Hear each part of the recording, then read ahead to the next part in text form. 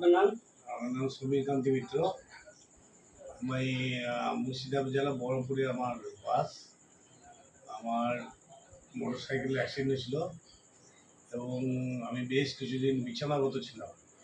তারপরে আমি বহরমপুর, কলকাতা বিভিন্ন ডাক্তার দেখানোর পরে ব্যাঙ্গালোর গেছি। ব্যাঙ্গালোরে গেলে আমার অপারেশন হয়েছিল। অপারেশনের পর কিছুদিন সুস্থ ছিলাম। তারপরে আমার বাঁ পা এবং বাঁ হাত এবং কোমর থেকে নিচে পুরো বডি অবশ্যই। আমি এখন মোটামুটি আপনাদের এই ঠান্ডা প্লাস খেয়ে মোটামুটি ত্রিফলা অর্থোডক আর অর্থোডক এই তিনটে ওষুধ